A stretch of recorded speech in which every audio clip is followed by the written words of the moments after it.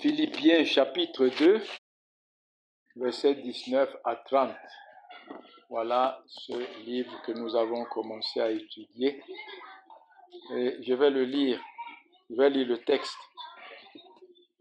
Il est écrit: J'espère dans le Seigneur Jésus vous envoyer bientôt Timothée, afin d'être encouragé moi-même en apprenant ce qui vous concerne. Car je n'ai personne ici qui partage mes sentiments pour prendre sincèrement à cœur votre situation. Tous, en effet, cherchent leur propre intérêt et non ceux de Christ. Vous savez qu'il a été mis à l'épreuve en se consacrant au service de l'Évangile avec moi, comme un enfant avec son père. J'espère donc vous l'envoyer dès que j'apercevrai l'issue de l'état où je suis. Et j'ai cette confiance dans le Seigneur que moi-même aussi j'irai bientôt vers vous. Voilà. J'ai estimé nécessaire de vous envoyer mon frère Épaphrodite, mon compagnon d'œuvre et de combat, par qui vous m'avez fait parvenir de quoi pourvoir à mes besoins. Car il désirait vous voir tous et il était fort en peine de ce que vous aviez appris sa maladie. Il a été malade, en effet, et tout près de la mort. Mais Dieu a eu pitié de lui, et non seulement de lui, mais aussi de moi, afin que je n'eusse pas tristesse sur tristesse. Je l'ai donc envoyé avec autant d'empressement, afin que vous vous réjouissiez de le voir et que je sois même moins triste. Recevez-le donc dans le Seigneur avec une joie entière et honorez de tels hommes. Car c'est pour l'œuvre de Christ qu'il a été près de la mort, ayant exposé sa vie, afin de suppléer à votre absence dans le service que vous me rendiez. Voilà la fin du message de la lecture de ce matin. Et en rappel, nous pouvons dire que dans notre dernier message, nous avons parlé de « mettez en œuvre votre salut », comme l'apôtre Paul le dit dans verset 12 au verset 18. Il dit ainsi: « Mes bien-aimés, comme vous avez toujours obéi, travaillez à votre salut avec crainte et tremblement, non comme en ma présence, mais bien plus maintenant que je suis absent. » Et il dit: « Car c'est Dieu qui produit en vous le vouloir et le faire. » Nous avons donc vu, n'est-ce pas, parler de ce passage. Mettez en œuvre votre salut. Et beaucoup de gens comprendraient là que l'apôtre Paul est en train de dire, c'est à force de vos œuvres, à force de vos efforts, que vous serez sauvés. Mais le verset 13 nous montre que, n'est-ce pas, le salut vient de Dieu. C'est Dieu qui fait tout pour nous, n'est-ce pas? Tout ce que nous faisons, c'est Dieu qui le fait pour nous. C'est lui qui donne le vouloir et le faire. Et nous avons vu aussi, en réalité, que, voyez, c'est Dieu qui donne le zèle dont nous avons besoin. C'est Dieu qui donne, n'est-ce pas, la consécration. C'est Dieu, tout vient de Dieu. Voyez, tout est sur la base de la grâce de Dieu en Jésus-Christ. Ce matin, je voudrais que dans notre texte qui est devant nos yeux, Voyez, le Saint-Esprit nous parle des motivations des serviteurs de Christ dans leur ministère. Qu'est-ce qui motive vraiment tel ou tel serviteur, comme on dit, tel ou tel homme de Dieu? Qu'est-ce qui le motive dans son ministère? Et nous avons ici la preuve que même prêcher fidèlement l'Évangile, comme nous le faisons ici, proclamer fidèlement le Christ crucifié jour après jour, ne suffit pas si nous ne sommes pas totalement et entièrement dédiés, totalement et entièrement consacrés à la gloire de Christ et au bien-être de son Église. Voyez, c'est ce que nous voyons dans ce texte. Voyez. L'auteur divin dresse donc ici l'apôtre Paul et même Timothée et Épaphrodite comme des exemples, voyez, des exemples de serviteurs de Christ et des hommes dont nous devons vraiment, qui sont devant nous comme des monuments, lesquels nous devons nous inspirer. Et donc, c'est ce que nous voyons ici. Qu'est-ce qui motivait donc Paul dans son ministère? Qu'est-ce qui motivait donc Timothée? Qu'est-ce qui motivait donc Épaphrodite? Et quel but poursuivait-il vraiment? Donc le texte, c'est qu'est-ce qui distingue, en fait le titre, qu'est-ce qui distingue les véritables serviteurs de Christ et les faux serviteurs dans leur ministère? Parce que l'apôtre Paul parle ici de lui-même et de Timothée et de Épaphrodite, mais il parle aussi des faux serviteurs, voyez, qui n'avaient pas à cœur l'église de Philippe, voyez, et en réalité, qui étaient dans le ministère, qui étaient motivés, n'est-ce pas, d'être dans le ministère, non pour la gloire de Christ, non pour le bien de l'église, mais pour leurs propres intérêts. Ils sont pleins ici à Bafoussam, ils sont pleins dans le Cameroun, ils sont pleins dans le monde entier. Dans le monde entier. Et la première des choses dont nous voyons donc, que nous relevons ici, dans le verset 19, c'est le souci de Paul pour le confort et le bien-être de l'église de Philippe, sinon en fait de l'église de Christ tout entière. Nous voyons encore là l'expression de son amour pour Christ et de son église. Voyez, mes amis, si nous ne sommes pas motivés, si nous n'avons pas souci de l'église de Christ, nous n'avons pas souci de Christ lui-même, et nous n'aimons pas Christ lui-même, et nous n'aimons pas son église. Vous voyez, c'est des choses c'est des maillons d'une chaîne qui se suivent. Voyez. Et qu'est-ce que nous voyons ici? Nous voyons que l'apôtre Paul, qui était en prison à Rome, mais il était beaucoup plus préoccupé par l'église de Philippe, sinon l'église de Dieu, que par sa propre vie. Que par sa propre vie. Vous voyez, l'apôtre Paul ne s'inquiète pas pour lui-même en prison, mais il s'inquiète pour le bien-être de l'église de Christ. Vous voyez, et cela doit nous donner beaucoup de leçons à apprendre. En réalité, nous qui sommes là assis ce matin, que pensons-nous de nos frères qui sont assis là à côté de nous, sur les mêmes chaises? Et que pensons-nous de ces frères qui sont éloignés, que nous ne voyons pas? Voyez, quelle est la place de ces hommes dans nos cœurs? Quelle est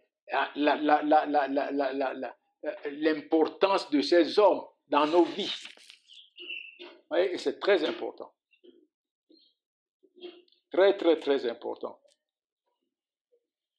Voyez, l'apôtre Paul n'avait pas du tout de paix sans qu'il sache l'état de l'église de Philippe, la bonne santé de cette église. Il n'avait pas de paix dans son cœur. Et c'est effectivement ce que nous devons être. Voyez, être des hommes et des femmes qui n'ont pas de repos dans le cœur, qui n'ont pas de paix dans le cœur, si l'église de Christ va mal, si un frère va mal, si une sœur va mal. Parce que nous sommes un corps. Si une sœur va mal, c'est tout le corps c'est toute l'église qui va mal. Voyez, si un frère va mal, c'est toute l'église qui va mal. Et je pense que ce texte de ce matin nous rappelle vraiment à rentrer en nous-mêmes pour nous évaluer, pour faire un examen introspectif dans nos cœurs et voir la place des uns et des autres dans notre propre cœur. Et nous voyons ici quelque chose que j'ai signalé. L'apôtre Paul était en prison, donc il était en difficulté. Et c'est dans sa difficulté, c'est dans ses problèmes, c'est dans sa souffrance qu'il se souvient des autres, qu'il se soucie des autres. Oui. Et c'est tout à fait le contraire que nous voyons le plus souvent. Lorsque nous sommes dans la souffrance, lorsque nous sommes dans la difficulté, on ne se soucie pas des autres, on se soucie simplement de nous-mêmes. Hein? On se soucie simplement de nous-mêmes. Mais ce n'est pas normal. Oui. Ce n'est pas normal.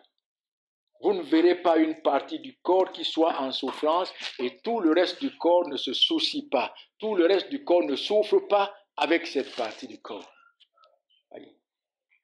Et nous apprenons ici à travers ce souci de l'apôtre Paul combien est-ce que nous devons nous inquiéter, nous soucier de la bonne marche de l'Église de Christ, de la bonne santé spirituelle de tel frère, de telle sœur, de la bonne santé spirituelle du pasteur, de la bonne santé spirituelle de mes frères.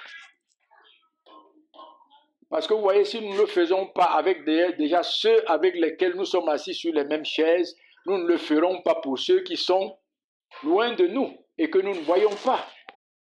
Et c'est très important. Le plus souvent, on est prêt à critiquer telle ou telle sœur à cause de ceci, cela, à cause de critiquer tel ou tel frère à cause de ceci ou cela. Mais vous savez pourquoi nous arrivons là? C'est parce que durant tout le temps, nous ne prenons pas cette sœur.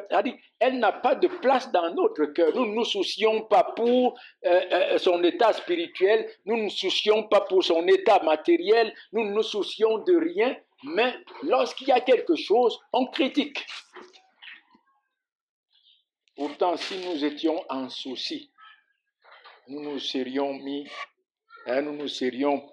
jetés par terre, les genoux à terre, pour implorer la grâce du Seigneur pour cette sœur, pour ce frère, pour toute l'Église. Oui.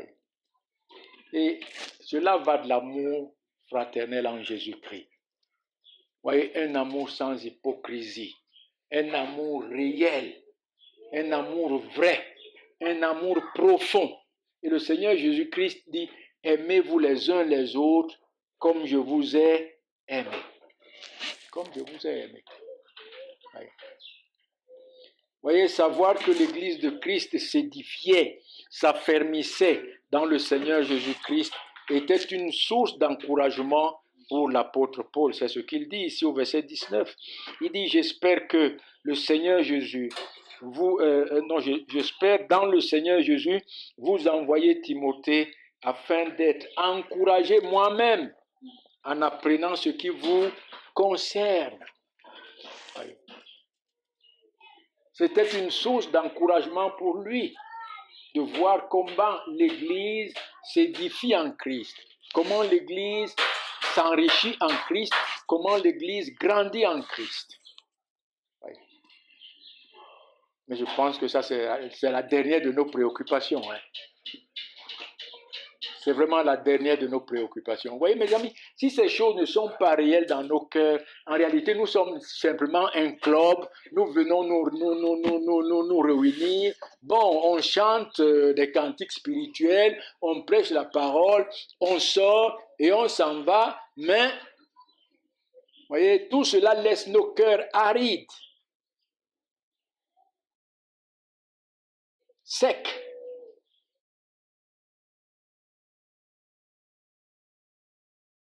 Le Seigneur Jésus-Christ dit, aimez-vous les uns les autres comme je vous ai aimé. Et comment le Seigneur Jésus-Christ, il ne nous a pas seulement adressé les mots, Il ne nous a pas simplement envoyé un message, je vous aime, mais il est venu lui-même dans ce monde qui ne lui était pas favorable. Pourquoi? Pour porter votre péché, mon péché, pour porter le péché de son peuple et en mourir sur la croix pour sauver son peuple. Et nous devons être prêts à le faire. Nous devons être prêts à le faire. À tous égards, dans tous les aspects de notre relation avec les frères. Nous devons être prêts à sacrifier quelque chose, à sacrifier notre temps. Ce n'est pas un sacrifice en fait, c'est vraiment une façon humaine de parler. Ce n'est pas un sacrifice, mais ce n'est que ce qui est normal. Ce n'est que ce qui est normal. Voyez. Le Seigneur Jésus-Christ lui-même, n'est-ce pas? Le Seigneur Jésus-Christ a racheté son Église à grand prix, n'est-ce pas, par son propre sang, en mourant sur la croix pour le péché de cette Église, et afin de payer le prix et satisfaire à la justice de Dieu pour sauver cette Église-là. Et nous ne pouvons pas dire que nous sommes en Christ et que l'Église de Christ ne nous dise très peu de choses. Parce que si l'Église de Christ nous dit très peu de choses, lui que nous disons qu'il nous a rachetés au prix de son sang, alors le Christ lui-même nous dit très peu de choses. Son sacrifice nous dit très peu de choses. Et même notre propre salut nous dit très peu de choses. Parce que tout est lié. Tout est lié. Nous avons tout en commun avec Christ. Voyez mes amis, que le Seigneur nous donne vraiment la grâce d'être de ces hommes et de ces femmes remplis d'amour fraternel. Des hommes et des femmes qui se soucient. Des hommes et des femmes qui ne peuvent se reposer si un membre ne va pas bien. Si l'Église ne va pas bien. Des hommes et des femmes qui veillent sur l'Église de Christ. Comme une mère poule veille sur ses poussins. Devenons tous des mères poules. Une deuxième chose que nous voyons dans ce texte, c'est le souci de Paul pour le confort et le bien-être de l'Église, qui se révèle ici à travers la qualité d'homme qu'il envoie s'enquérir de l'état de cette Église. Il ne pouvait pas envoyer n'importe qui. Il ne pouvait pas envoyer n'importe qui. Espérant lui-même être libéré et rendre visite à cette Église. Quels sont ces hommes? Des hommes fidèles, remplis du Saint-Esprit, éprouvés dans le ministère, des hommes en qui il n'y avait pas de compromis avec la fausseté, avec le mensonge, avec la fausse doctrine. Des hommes attachés comme lui-même Paul à la gloire de Christ et à la bonne santé de l'Église de Christ. Et des hommes attachés à paître le troupeau de Christ et à veiller à sa croissance dans le salut qui est en Jésus-Christ. Vous savez, c'est pourquoi je ne peux pas accepter que n'importe qui peut venir ici me dire je suis pasteur, prenne la parole. Qui est-il vraiment? Que vient-il chercher vraiment? Qu'est-ce qu'il va nous annoncer vraiment? Vous voyez, c'est ça. Et Timothée, nous le voyons dans le verset 19, 22 et 23, il était un enfant légitime de Paul. Ça veut dire, c'est quelqu'un qui Dieu a sauvé Timothée au pied de Paul. Au pied de Paul. Vous voyez, c'est au pied de Paul que Timothée a été formé, comme un père qui forme son enfant. Et c'est pourquoi il le dit même ici, dans le verset 22, où il dit, vous savez qu'il a été mis à l'épreuve en se consacrant au service de l'Évangile avec moi, comme un enfant avec son père. Où est-ce qu'il a été éprouvé? C'est au pied de Paul. Et avec Paul dans le ministère. Et il était bien-aimé de Paul et fidèle dans le Seigneur. Il était ministre de Christ, éprouvé, consacré totalement au ministère de l'Évangile et à l'Église de Christ, comme Paul lui-même. Vous voyez, cet homme, Timothée, était un serviteur fidèle de Christ, un serviteur fidèle de l'Église, un serviteur fidèle à Paul, un homme de confiance, un homme de confiance. Un homme de confiance. Et c'est vraiment ces hommes-là dont nous devons prier que le Seigneur nous donne. Voyez, mes amis, c'est pourquoi lorsque nous prions le plus souvent, j'entends certaines prières où on veut prier pour tout le monde. Non, on n'est vraiment pas là. Lorsqu'on prie pour les serviteurs de Dieu, on ne prie pas pour tout le monde. On ne prie pas pour tout le monde. On prie pour ces hommes que Dieu lui-même a choisis et qu'il a envoyés sur le terrain, ces hommes qui ont pour souci la gloire de Christ, ces hommes qui ont pour souci l'Église de Christ. Sachez que le Seigneur, c'est ceux qu'il a envoyés. Et nous ne pouvons pas globalement prier pour tout le monde, simplement parce que c'est des serviteurs de Dieu. Non. Le Seigneur, c'est ceux qu'il a envoyés. Ceux qu'il a envoyés. Et c'est eux qui sont le sujet de nos prières. C'est eux. Oui. Regardez dans la Bible, hein. Même Christ lui-même, il n'était pas là en train de prier pour ceux qui le rejetaient ou quoi. Il a prié, oui, Père, pardonne-leur parce qu'ils ne savent pas ce qu'ils font. Regardez dans les prières de Paul. Il prie pour qui? Pour l'Église. Pour l'Église. Pour le peuple de Dieu.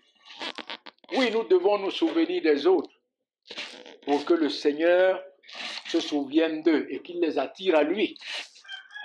Mais pas en tant que serviteur de Dieu, quelqu'un qui véritablement se soucie de la gloire de Christ, quelqu'un qui se soucie de l'Église de Christ. Non.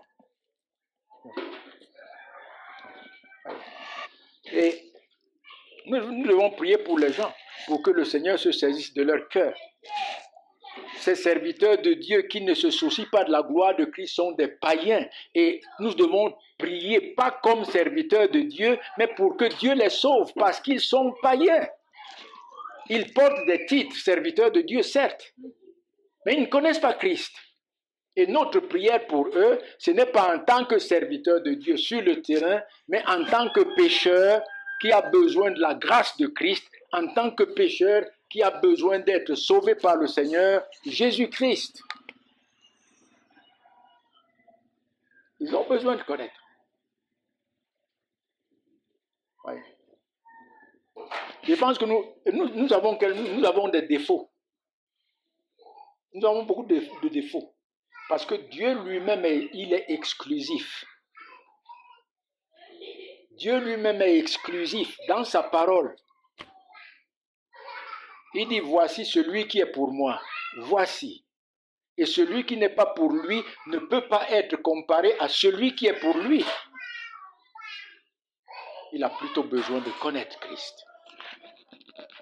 Vous voyez, ne faisons pas cet amalgame souvent comme on entend là dehors. Épaphrodite, vous voyez, verset 25 à 30, vous voyez, comme Timothée, et il était un fidèle frère de Paul, compagnon dans le ministère, combattant comme Paul, vous voyez, dans la proclamation de Christ crucifié, et combattant contre les fausses doctrines. Et il était sujet à l'opposition et à la persécution comme Paul et comme Timothée. Lisons ce verset 25. J'ai estimé nécessaire de vous envoyer mon frère Épaphrodite, mon compagnon de combat, pour qui vous m'avez fait parvenir de quoi pourvoir à mes besoins, car il désirait vous voir tous, et il était fort en peine de ce que vous aviez appris sa maladie. Il a été malade, en effet, et près de la mort, mais Dieu a eu pitié de lui, et non seulement de lui, mais aussi de moi, afin que je n'eusse pas la tristesse sur tristesse. Je l'ai donc envoyé avec empressement afin que vous vous réjouissiez de le revoir et que je sois moi-même moins triste. Voyez. Recevez-le donc dans le Seigneur avec une joie entière et honorez de tels hommes, car c'est pour l'œuvre de Christ qu'il a été près de la mort, ayant exposé sa vie afin de suppléer à votre absence dans le service que vous me rendiez. Voilà donc Épaphrodite, un compagnon de Paul, et dans le verset 25, l'apôtre Paul, nous le voyons, lorsque nous dans Colossiens, nous avons vu, il était d'abord dans les premières études, nous avons vu que Épaphrodite était l'un des évêques de l'église de Philippe. L'un des évêques de l'église de Philippe. Et ici, dans le verset 25, l'apôtre Paul nous ramène encore en arrière pour que nous nous rappelions que l'église de Philippe, pour son amour pour Paul, avait envoyé Épaphrodite avec des dons, avec du soutien pour aller donner à Paul en prison à Rome. Vous voyez, manifestant ainsi leur amour pour Paul, non seulement comme pour un serviteur fidèle de Christ, mais aussi comme leur frère bien-aimé. Leur frère bien-aimé. Vous voyez, et là encore, ça nous interpelle. Vous voyez, je viens d'en parler. Veillez à cet amour fraternel qui doit être réel, qui doit être vrai, qui doit être profond. Pas seulement des lèvres. Pas seulement des lèvres. Dans 1 Jean, nous lisons ceci. 1 Jean chapitre 3, à partir du verset 16. Il est écrit, « Nous avons connu l'amour en ce qu'il a donné sa vie pour nous. » Le Seigneur Jésus-Christ, nous avons connu l'amour de Dieu et même l'amour les uns les autres en ce que le Seigneur Jésus-Christ a donné sa vie pour nous. Nous aussi, nous devons donner notre vie pour les frères. Si quelqu'un possède les biens du monde et que, voyant son frère dans le besoin, il lui ferme les entrailles, comment l'amour de Dieu demeure-t-il en lui? Petits enfants, n'aimons pas en parole et avec la langue, mais en action et avec vérité. Par là, nous connaîtrons que nous sommes de la vérité et nous rassurerons nos cœurs devant lui, devant Christ, devant Dieu. Vous voyez, ces hommes, ils n'honoraient pas seulement Paul comme un serviteur fidèle, comme un frère bien-aimé, mais lorsqu'il a été dans cette situation, privé de tout, de ses frères, éloigné de tous ses frères et en prison à Rome, ces hommes ils se sont assis pour voir de quelle manière il fallait l'aider. Ils ont réuni des dons matériels, des dons en nature et en argent pour envoyer à Paul, et c'est là qu'ils ont envoyé ces dons par Épaphrodite. Vous voyez, mes amis, notre amour les uns pour les autres doit être matérialisé. Ce n'est pas avec la bouche. Ce n'est pas en priant pour les autres. Vous voyez, nous prions pour les autres. Nous savons prier pour les autres. Nous savons leur dire de jolis mots. Mais lorsqu'il faut véritablement matérialiser cet amour, nous ne le matérialisons pas. Vous voyez, mais il dit, regarde ce que l'apôtre Paul dit ici, et c'est très important. Verset 17. Il dit, si quelqu'un possède les biens du monde et que voyant son frère dans le besoin, il lui ferme ses entrailles, comment l'amour de Dieu demeure-t-il en lui? Dieu nous a aimés depuis avant la fondation du monde. nous qui étions morts dans notre péché. Et comment cet amour de Dieu s'est-il manifesté envers nous? Il a envoyé son Fils Jésus-Christ afin qu'il meure pour nos péchés et que nous soyons délivrés de nos péchés. Dieu a matérialisé son amour. Il a rendu son amour vivant. Ce n'était pas simplement un sentiment, ce n'était pas simplement une pensée, ce n'était pas simplement un projet, mais il a matérialisé. Il a rendu cet amour vivant. Et c'est ce que j'en dis ici. Alors si nous pouvons fermer, n'est-ce pas, nos entrailles à nos frères, cela veut dire en réalité que l'amour de Dieu n'est pas en nous. Parce que si l'amour de Dieu est en nous, nous savons une chose. Tout ce que nous avons et tout ce que nous sommes est à Christ et à Christ seul. Et lorsque nous parlons de Christ, nous parlons de son Église. Il n'est pas séparé de son Église. Il est la tête, il est le chef de son Église. Tout ce que nous sommes, tout ce que nous avons est pour l'Église, est pour Christ et pour son Église. Rappelons-nous cela. Et si véritablement Christ nous a sauvés, c'est à travers cette expression de cet amour pour Christ et pour son Église que les uns et les autres seront convaincus. Et que Christ lui-même dira, voici quelqu'un que j'ai racheté par mon sang. Et mes amis, ne nous leurrons pas, hein, ne nous leurrons pas avec des faux raisonnements. Non, pas du tout.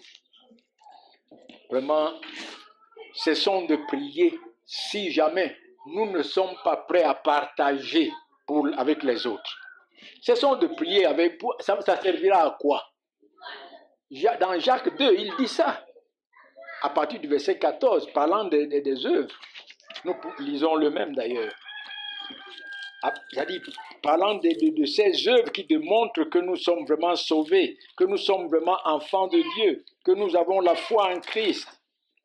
Verset 14, il dit, « Mes frères, que sert-il à quelqu'un de dire qu'il a la foi s'il n'a pas les œuvres? La foi peut-elle le sauver? Si un frère ou une sœur sont nus et manquent de la nourriture de chaque jour, et que l'un d'entre vous leur dise, allez en paix, chauffez-vous et rassasiez-vous, et que vous ne leur donniez pas ce qui leur est nécessaire, à quoi cela sert-il? Il en est ainsi de la foi. Si elle n'a pas les œuvres, elle est morte en elle-même. Et c'est ainsi que nous pouvons dire, Christ m'a aimé. Mais si notre amour pour les frères n'est pas matérialisé, ça veut dire que l'amour de Christ, nous ne connaissons pas. Nous sommes encore morts. Veillons à cela. Veillons pour que le Seigneur nous donne vraiment d'être des hommes et des femmes qui, n'est-ce pas, se distinguent par leur amour pour Christ, par leur amour les uns pour les autres. Voyez mes amis, nous pouvons relever, verset 17, revenons dans notre texte, Philippiens chapitre 3. Au verset, Philippiens chapitre 3, verset 26-27, voici ce que nous voyons encore là. Parce que nous venons de commenter le verset 25. Et au verset 26-27, il dit, car il désirait vous voir tous, et il était fort en peine de ce que vous aviez appris sa maladie. Il a été malade, en effet, et tout près de la mort, mais Dieu a eu pitié de lui, et non seulement de lui, mais aussi de moi, afin que je n'eusse pas tristesse sur tristesse. Voilà donc Épaphrodite, il désirait vivement revoir les frères de Philippe, après qu'il ait été malade et tout près de la mort. Mais il a été relevé et guéri par la grâce de Dieu. Écoutez-le ici. Parce qu'il y a tellement de fausses doctrines là-dehors, parlant du chrétien qui ne doit pas être malade, parlant du chrétien qui a le droit d'être guéri. C'est-à-dire, la guérison pour un chrétien, c'est un droit fondamental, parce qu'il est fils de Dieu. Mais voyez, regardez les paroles de Paul. Il dit, il a été malade, en effet, tout près de la mort, mais Dieu a eu pitié de lui. Écoutez-le bien, ce n'est pas parce que vous êtes enfant de Dieu que vous n'allez pas tomber malade. Non, les enfants de Dieu tombent malades comme tous les autres, comme tous les autres. Nous sommes appelés à tomber malades comme tous les autres. Tant que nous sommes encore dans cette chair pécheresse, nous sommes appelés à tomber malades comme tous les autres. Et notre guérison n'est pas un droit. Quand vous entendez des gens prier là dehors, ils ordonnent à Dieu, non mais Seigneur, tu ne peux pas faire autrement, il faut le guérir. Ce n'est pas un droit, c'est une grâce. Dieu a eu pitié de Épaphrodite. Et vous serez guéris, je ne serai guéri que sur la base de la grâce de Dieu. Oh, on prêche aujourd'hui. Non, ces choses, notre guérison est déjà en Christ. Il faut seulement se l'approprier. Il faut seulement se l'approprier. Il faut seulement se l'approprier. Mais Dieu sauve sur la base de sa pitié en Jésus-Christ.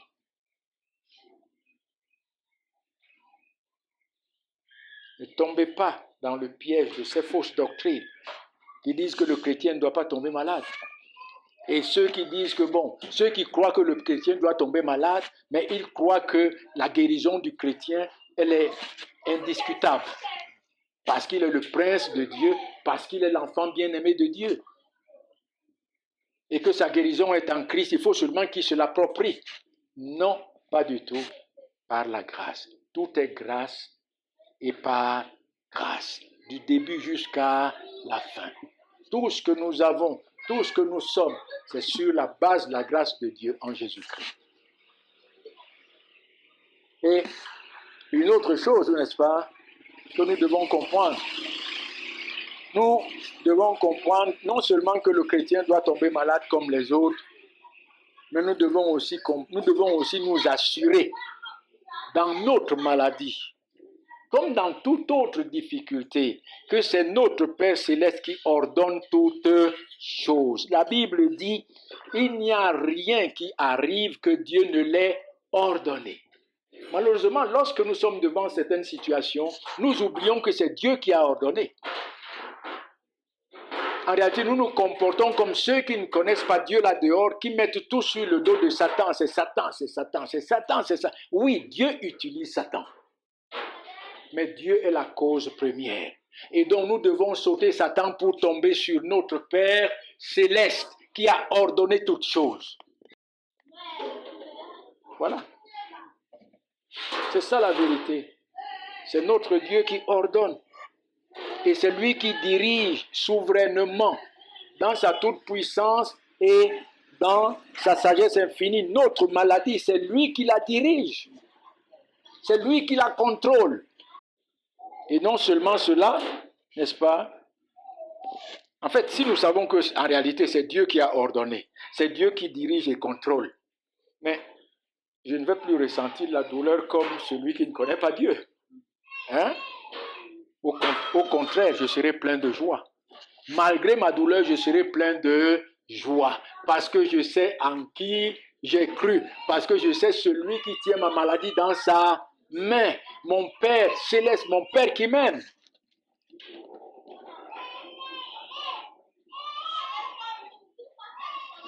Une autre chose, la maladie est bonne pour le pécheur, non pour les enfants de Dieu. Non seulement pour ceux qui ne connaissent pas Dieu, mais même pour les enfants de Dieu. Voyez, parce que la maladie nous rappelle que nous sommes pécheurs, elle nous rappelle que nous sommes pécheurs. Et elle nous humilie devant Dieu. Elle a pour rôle de nous humilier devant Dieu et devant les hommes. Et devant les hommes. Elle nous rappelle que nous sommes pécheurs, coupables, condamnables, que nous sommes morts dans notre péché, que nous ne valons absolument rien sans la grâce de Dieu. Et là, elle nous humilie devant Dieu. Elle nous humilie devant Dieu. Et elle nous rappelle aussi, n'est-ce pas, toutes nos maladies spirituelles dont le Seigneur Jésus-Christ est venu nous délivrer par sa mort sur la croix. Et, voyez mes amis, une autre chose que nous voyons, les véritables serviteurs de Dieu ont toujours le cœur tourné vers le troupeau que Dieu les a confié. Vous voyez, Épaphrodite, il était à Rome, la capitale du monde en ce moment-là. Rome qui présentait beaucoup d'avantages matériels, beaucoup d'avantages. Et Épaphrodite aurait pu dire, non, je vais rester à Rome pour me lancer dans les affaires. Mais son cœur était tourné vers la gloire de Christ et vers l'Église de Christ. Là où il avait des richesses insondables, là où il avait des richesses invisibles, là où il avait des richesses éternelles. Amen. Amen. C'est ça. Vous voyez mes amis, quelle tristesse en réalité de voir dans notre pays, le Cameroun, et un peu partout en Afrique. C'est ça la bassesse morale des Africains. De voir ces hommes qui se disent serviteurs de Dieu, mais qui pensent que la vie est meilleure en Occident, qui pensent que la vie est meilleure ailleurs et non pas là où Dieu les a placés. Et ces hommes, du jour au lendemain, quittent ce qu'ils appellent leur église pour aller aux États-Unis. Ils quittent ce qu'on appelle leur église pour aller au Canada. Ils quittent ce qu'on appelle leur église pour aller en Belgique. Quelle bassesse morale et spirituelle. Non, le cœur des serviteurs de Dieu, les véritables, leur cœur est attaché à la gloire de Christ et à son Église. Et écoutez-moi bien, la place du prédicateur de l'Évangile se trouve là où il y a des pécheurs à sauver et là où il y a le peuple de Dieu à nourrir. Pas là où la vie semble belle, pas là où la vie semble facile, mais là où il y a des pécheurs à sauver, là où il y a des âmes à nourrir. Vous savez, lorsque j'arrêtais mon travail avec Europress, il y a des églises qui m'ont appelé à Douala et Yaoundé. Mais je me suis dit au fond de moi-même, il y a des pécheurs à Bafoussam. Je suis prédicateur de l'évangile. Il y a des pécheurs à Bafoussam qui ont besoin de connaître Christ, qui ont besoin d'être sauvés. Pourquoi je vais me déporter de Bafoussam pour aller à Douala? Pourquoi je vais me déporter de Bafoussam pour aller à Yaoundé? Et je dis à mon épouse là, ma place est là où il y a les pécheurs à sauver. Et c'est ça la réalité des véritables serviteurs de Dieu. Voyez. Épaphrodite aurait pu rester là-bas pour faire ses affaires, mais sa place était là, auprès de Philippe, de l'église de Philippe. Voyez mes amis, la place des véritables serviteurs de Dieu n'est pas là où la vie semble belle, mais là où il y a des pécheurs à sauver. C'est ce que nous sommes encore en train de dire maintenant. Et nous voyons à travers ces hommes que l'apôtre Paul nous présente, Timothée et Épaphrodite, que le ministère exige des hommes acquis totalement et entièrement à la gloire de Christ et à son Église. Le ministère de l'Évangile. En réalité, si le Seigneur Jésus-Christ lui-même ne vous a pas appelé et vous a affecté à cette charge, allez faire autre chose. Si vous n'avez pas à cœur la gloire de Christ et le bien-être de son Église, allez faire autre chose. Et c'est cela que l'apôtre Pierre nous rappelle dans 1 Pierre chapitre 5.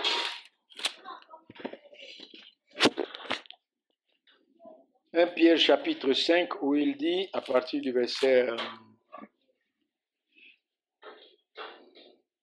versets 1 à 4,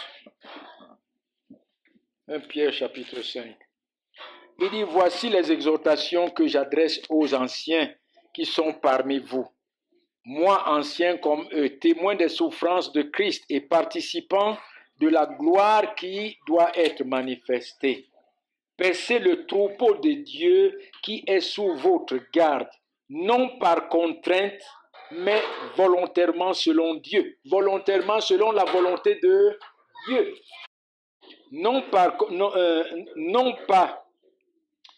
pour un gain sordide, non pas pour vos intérêts propres, mais avec dévouement pour les intérêts de Christ, non comme dominant sur eux, non sur ceux qui vous êtes échus en partage, mais en tant que modèle du troupeau. Et lorsque le souverain pasteur paraîtra, vous obtiendrez la couronne incorruptible de la gloire. Vous voyez, mes amis, le ministère de l'évangile, le ministère de la parole, l'œuvre de Christ exige des hommes acquis à sa cause, des hommes qui vivent uniquement pour sa gloire et des hommes qui vivent uniquement pour le bien-être de son Église. Si le Seigneur ne nous a pas donné ça, il est mieux qu'on aille faire nos affaires au marché. C'est beaucoup mieux. C'est beaucoup mieux. Une troisième chose que nous voyons ici, c'est l'exhortation de l'apôtre Paul concernant Épaphras. Revenons dans notre texte, versets 29 et 30. Il dit, recevez-le donc dans le Seigneur avec une joie entière et honorez de tels hommes, car c'est pour l'œuvre de Christ qu'il a été près de la mort, ayant exposé sa vie afin de suppléer à votre absence dans le service que vous me rendiez. Donc, l'exhortation de l'apôtre Paul, c'est de recevoir Épaphras avec joie et honneur. Voyez. Mes amis, les serviteurs de Dieu, les vrais, font véritablement la joie de l'Église de Christ. Les serviteurs de Dieu, les vrais, font véritablement la joie de l'Église de Christ. Les frères ont la joie de les voir. Les frères sont heureux de les voir. Voyez. Et pourquoi? Simplement parce que c'est eux que Dieu utilise pour les bénir. Pour les bénir. C'est eux que Dieu utilise pour les bénir. Voyez. Et ce sont des hommes qui ont droit à un respect profond et à l'honneur. Non pas parce qu'eux-mêmes méritent cet honneur en eux-mêmes, mais à cause de Christ. À cause de Christ. À cause de Christ, dont ils sont, n'est-ce pas, des instruments qu'il utilise efficacement pour notre bien. Ils ont droit, n'est-ce pas, à ce respect. Ils ont droit à cet honneur-là. Lisons dans 1 Thessaloniciens chapitre 5. Vous voyez ce que l'apôtre Paul nous dit dans 1 Thessaloniciens chapitre 5, versets 12 et 13. Il dit, nous vous prions, frères, d'avoir de la considération pour ceux qui travaillent parmi vous, qui vous dirigent dans le Seigneur et qui vous exhortent. Ayez pour eux beaucoup d'affection à cause de leur œuvre. Soyez en paix entre vous. Voilà. Ayez de la considération. Ça veut dire quoi? Respectez-les, honorez-les. Honorez-les. Et, vous voyez mes amis, cela doit venir du cœur. Ce n'est pas le pasteur qui va exiger qu'on l'honore, comme on voit un peu partout là, où les gars exigent le respect, ils exigent les honneurs, ils exigent même que les gens les glorifient. Ils exigent même que les gens les glorifient. Non, ça vient du cœur. C'est l'œuvre, la grâce de Dieu dans le cœur. Qui te montre la valeur de ce serviteur, de ce faible serviteur de Christ, qui est faible comme toi, qui commet les mêmes erreurs comme toi, qui a les mêmes faiblesses comme toi, mais que Christ utilise efficacement pour ton bien. Croyez-moi, vous auriez du tort à dire je ne vais pas respecter mon pasteur parce que je vois ceci en lui, je vois cela en lui. Non, respectez-les. Ils sont des serviteurs de Christ.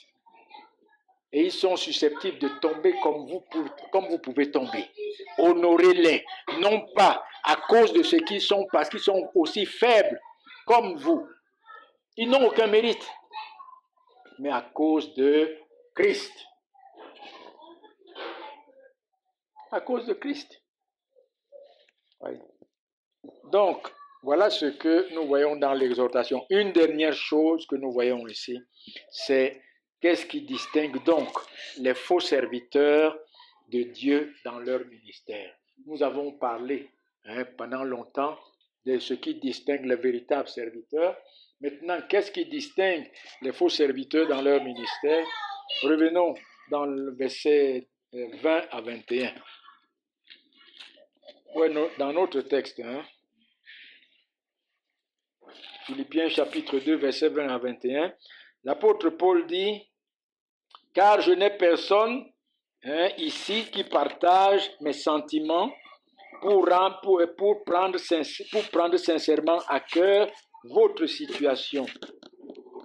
Vous tous en effet, cherchent leur propre intérêt et non ceux de Christ. » Voici ce qui distingue, ce qui fait la différence entre les véritables serviteurs de Christ, qui vivent pour la gloire de Christ et le bien-être de son Église, et les faux serviteurs qui vivent pour leur propre gloire, aux dépens même de l'Église.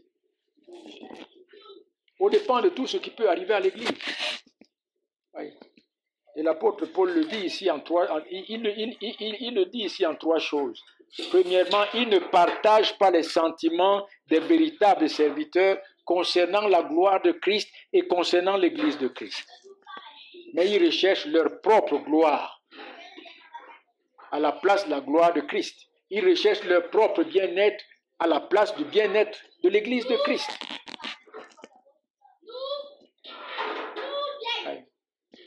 Une autre chose, ils ne prennent pas à cœur la situation de l'Église. Ils ne se mettent pas en peine. Ils n'ont pas de souci si ces hommes qui sont avec moi sont sauvés ou bien ils iront en enfer. Tout ce qu'ils veulent, c'est remplir les salles, c'est faire des foules pour s'enrichir sur ces foules-là. Mais ils ne s'inquiètent pas. Si ces hommes doivent aller en enfer, ou ils doivent aller au ciel. C'est là le problème. En réalité, regardez ces églises qui sont là dehors. Regardez ce qu'on prêche dedans. Et regardez lorsque le pasteur s'en va lui rendre visite à quelqu'un. Qu'est-ce qu'il cherche? Qu'est-ce qu'il veut? Et c'est de ces hommes-là, vous voyez, que le Seigneur Jésus-Christ lui-même parle dans Jean 10. Jean 10, versets 10 à 13, voici ce qu'il dit. Il dit, le voleur ne vient que pour dérober, égorger et détruire. Moi, je suis venu afin que mes brebis aient la vie et qu'elle l'ait en abondance. Je suis le bon berger. Le bon berger donne sa vie pour ses brebis. Voyez, mes amis, si nous sommes véritablement serviteurs de Dieu, nous allons donner notre vie, nous allons consacrer notre vie à Christ et à son Église, comme lui-même a donné sa vie pour son Église. Mais quelqu'un qui ne prend pas à cœur l'Église de Christ, qui est-il? Quelqu'un qui ne se soucie pas si ces hommes sont sauvés ou bien ne sont pas sauvés? Continuons la lecture. Il dit, mais le mercenaire qui n'est pas le berger et à qui n'appartient pas les brebis, il voit venir le loup, il abandonne les brebis et prend la fuite. Et le loup les ravit et les disperse. Le mercenaire s'enfuit parce que parce qu'il est mercenaire et qu'il ne se met point en peine des brebis. Je suis le bon berger. Vous voyez, mes amis, c'est ça le problème.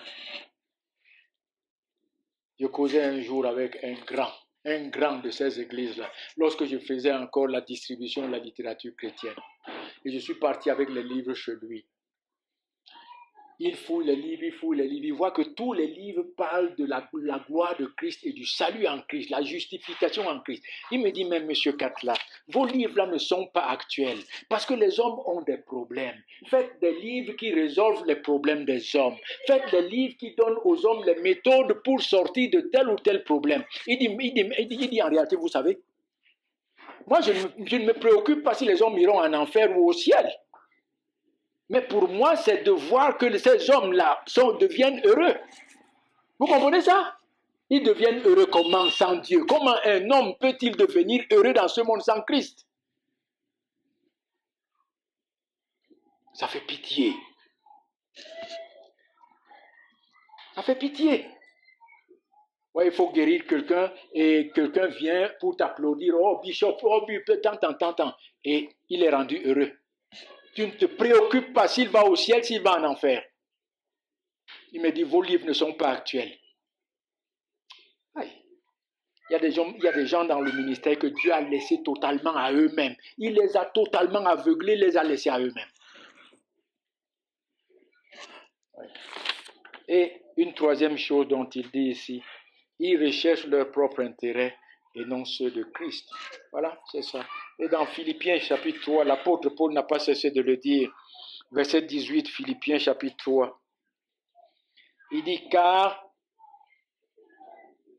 il en est qui marchent en ennemi de la croix. Je vous en ai souvent parlé et j'en parle maintenant encore en pleurant. Leur fin sera leur perdition. Ils ont pour Dieu leur ventre. Ils mettent leur gloire dans les choses dans ce qui fait la honte. Non, dans ce qui fait leur honte. Ils ne pensent qu'aux choses de la terre. Mais notre cité à nous est dans les cieux. D'où nous attendons aussi comme sauveur le Seigneur Jésus-Christ, qui transformera le corps de notre humiliation en le rendant semblable au corps de sa gloire, par le pouvoir qu'il a d'assujettir toutes choses. Amen. Oui, voyez, les véritables serviteurs de Dieu ne regardent pas aux choses du monde. Ils regardent aux choses invisibles et aux choses éternelles. Là où le Seigneur Jésus-Christ est assis. Et il revient bientôt pour les chercher et pour leur donner cette gloire qui leur est réservée là-haut. Et ceux qui sont attachés aux choses de la terre, il dit quoi? Il dit au verset 19, il dit, leur fin sera la perdition. Parce qu'ils ont pour Dieu le ventre. Parce qu'ils ont pour Dieu le ventre. Voyez mes amis, voici donc ce qui fait la différence entre les serviteurs de Dieu dans leur ministère. Ce qui fait la motivation des serviteurs de Dieu dans leur ministère. Les véritables serviteurs de Dieu, écoutez-le. Vivent pour la gloire de Christ et pour le bien-être de son Église. Un point, un trait. Et les faux serviteurs vivent pour leur propre gloire et pour leur propre bien-être. Un point, un trait. Ils peuvent avoir des milliers d'hommes qui les suivent. Des milliers d'hommes qui les suivent. Mais observez ces hommes et vous verrez 2 minutes après que ce qui intéresse cet homme, ce n'est pas les âmes, ce n'est pas le salut de ces hommes qui le suivent, mais c'est sa propre gloire et ses propres intérêts. Que Dieu nous en garde. Que Dieu nous en garde. Que Dieu nous en garde. Voilà donc le message de ce matin. Dieu bénisse sa parole en nos cœurs. Amen.